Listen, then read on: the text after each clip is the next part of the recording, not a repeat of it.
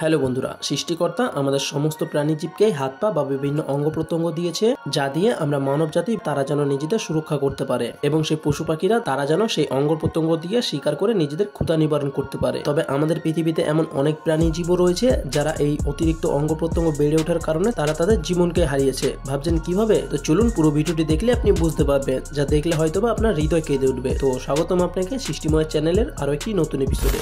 এই প্রাণীটি ঠিক ততটাই ভয়ঙ্কর যতটা ভয়ঙ্কর তাদের শিং, কারণ এই শিং দিয়েই এই প্রাণীটি তার সবটা শক্তি প্রয়োগ করে নিজেদের রক্ষা করে থাকে। একবার তাদের এই শিংয়ের দিকে লক্ষ্য করুন, দেখুন তাদের শিং কতটা ভয়ানক, কতটা মোটা এবং কতটা মজবুত। প্রাণীটি মাঝারি হলেও তাদের শরীরে কিন্তু প্রচুর শক্তি রয়েছে। তবে দুঃখের বিষয় কি জানেন, এই প্রাণীটি তার নিজের আত্মরক্ষা কবচ অর্থাৎ শিংয়ের কারণেই তারা তাদের জীবনকে হারিয়ে ফেলে। ভাবছেন কিভাবে? আর তার কারণ তাদের এই শিং ধীরে ধীরে যখন বাড়তে শুরু করে তখন সেই শিং তাদের মস্তিষ্কের আশেপাশে ঘিরে ধীরে ধীরে ক্ষত করতে শুরু করে, আর এক পর্যায়ে তার শরীরকে ভেদ করে মস্তিষ্কের ভিতরে ঢুকে পড়ে, আর সেই যন্ত্রণাতেই এই প্রাণীগুলো তিলে তিলে মারা যায়। তবে তার ভাগ্য ভালো থাকলে হয়তো মাউন্টেন শিপ নামক এই প্রাণীটির শিং বাইরের দিকে বাঁক নিলে তাদের তেমন কোনো ক্ষতি হয় না। তবে কিছু ক্ষেত্রে তাদের এই শিং যখন মাথার পাশে বাঁক নেয়, আর তখন তাদের সেই শিং ধারালো অস্ত্র হয়ে তার নিজেদেরই হত্যা করার উপযুক্ত হয়ে ওঠে। আমাদের ঠিক আগের প্রাণীটির মতোই এই প্রাণীটিও তার মাথার শিং গজানোর কারণে এমন অনাচ্ছিকভাবে প্রাণীটিকে মৃত্যুবরণ করতে হয়। আর এই প্রাণীটির নাম বাবিরোসা, যা পুরো পৃথিবী জুড়ে ডিয়ার পিগ নামে পরিচিত।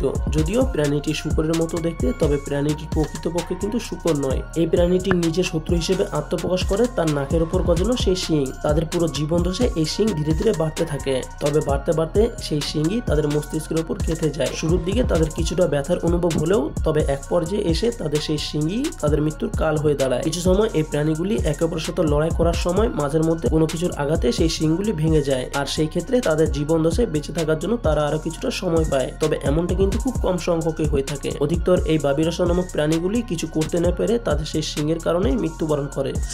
এটা আপনি বিশ্বাস করেন বা নাই করেন, কিছু প্রাণীর মৃত্যুর কারণ হয়ে দাঁড়ায় তাদের নিজের সেই পায়ের নখ। হ্যাঁ, আপনি ঠিকই শুনছেন। আর এমনটা হয় কঠোর পরিশ্রম করা প্রাণীর গাধার সাথে। এই প্রাণীর নখ খুব দ্রুত বৃদ্ধি পায়, আর যদি সেই প্রাণীর নখ কোনো কিছুর আঘাতে ভেঙে না যায় তাহলে তাদের সেই পায়ের নখ বেড়ে এমনটা ভয়ানক হয়ে ওঠে।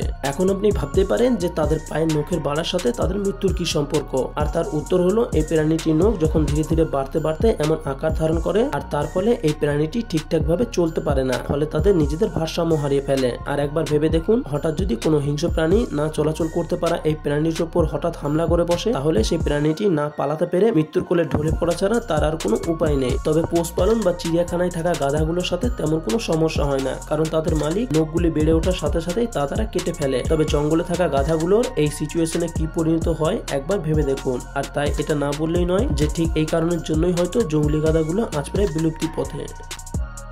ভয়ানক এই প্রাণীগুলির লড়াই আরো প্রাণঘাতী হয়ে ওঠে তাদের এই অদ্ভুত শিংয়ের কারণে। আর এই ভয়ঙ্কর অদ্ভুত শিং বিশিষ্ট প্রাণীটির নাম হচ্ছে রেনডিয়ার, যা হরিণেরই একটি প্রজাতি। এই প্রজাতির হরিণ যখন একে অপরের সাথে লড়াই করে তখন মুহূর্তে ভয়ঙ্কর সেই শিংয়ের আঘাতে লড়াই করতে থাকা যে কোনো একটি হরিণ মারা যাবে, এটাই স্বাভাবিক। আর তাই তো এটা না বললেই নয় যে এই প্রজাতির হরিণের শিং এতটাই বড় এবং বিপজ্জনক, হঠাৎ যদি সেই হরিণ কোনো মানুষকে আক্রমণ করে বসে তাহলে সেই মানুষের প্রাণ নাশের সম্ভাবনা কিন্তু থেকেই যায়।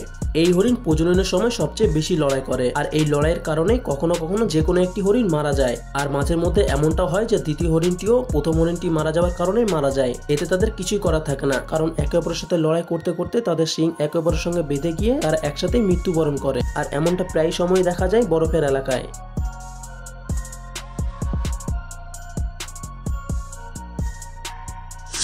কচ্ছপকে দেখে আমাদের যা মনে হয় তা হলো কচ্ছপ হয়তো কোনো হিংস্র প্রাণীকে ভয় না পেয়ে স্লো মোশনে তারা চলাচল করে থাকে। আর তার কারণ তাদের শরীরের উপর আচ্ছাদিত সেই শক্ত আর মোটা কবজের কারণে। এই কবজই তাদের পুরো শরীরকে সব দিক থেকে সুরক্ষিত রাখে। কিন্তু বন্ধু, যে জিনিসের ভালো দিক রয়েছে সেই জিনিসের কিন্তু খারাপ দিকটাও রয়েছে। আর তার কারণ হলো, একবার ভেবে দেখুন, ঠিক এই রক্ষা কবজের কারণে কিন্তু অধিকতর কচ্ছপ মারা যায়। ভাবছেন কিভাবে? বিশাল আকারের কচ্ছপগুলি যখন কোনো কারণে উল্টে পড়ে যায় তখন তাদের সেই গোলাকৃতি খোলসের কারণেই তারা সোজাভাবে দাঁড়াতে পারে না, এতে করে তারা উল্টোভাবে পড়ে থাকে। ফলে যদি দীর্ঘদিন ধরে খেতে না পেয়ে এইভাবে পড়ে থাকে তাহলে এইসব বিভিন্ন কারণের জন্যই কিন্তু কচ্ছপগুলি মারা যায়। তবে ছোট কচ্ছপের কিন্তু তেমন কোনো সমস্যা হয় না, এদিক ওদিক হলেও তারা ঠিকই উঠে দাঁড়ায়, কারণ ছোট অবস্থায় কচ্ছপগুলির ভারসাম্য বজায় থাকে। তবে বড় সাইজের কচ্ছপগুলির মধ্যে তা আর হয়ে ওঠে না। আর এই কারণেই কিছু কচ্ছপ সাহায্য পাওয়ার আশায় কিছু না করতে পেরে এইভাবে মৃত্যুবরণ করে। এই প্রাণীটিকে কম বেশি ছোট বড় আমরা সবাই চিনি, কারণ এই প্রাণী থেকে যা আমরা পেয়ে থাকি তা হলো এই প্রাণীর পশম বা লোম, যা দিয়ে গরমের বিভিন্ন পোশাক বানানো হয়, যা আমাদের সুরক্ষিত রাখে। তবে মাঝের মধ্যে এই প্রাণীর লোমই হয়ে দাঁড়ায় এই প্রাণীর মৃত্যুর কারণ।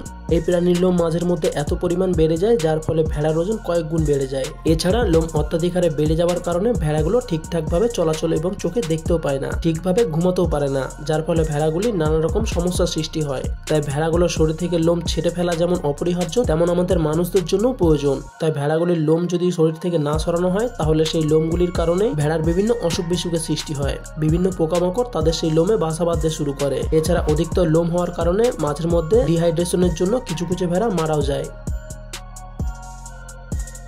ভিডিওটি ভালো লাগলে লাইক কমেন্ট শেয়ার করতে পারেন, এবং আপনি যদি এমনই রহস্য রোমাঞ্চ আনকমন ও ইন্টারেস্টিং ভিডিও দেখতে পছন্দ করে থাকেন তাহলে আমার সৃষ্টিময় চ্যানেলটিকে সাবস্ক্রাইব করে পাশে থাকা বেল আইকনে প্রেস করতে পারেন। তো দেখা হচ্ছে আগামী এপিসোডে, ততক্ষণ পর্যন্ত ভালো থাকবেন, ধন্যবাদ।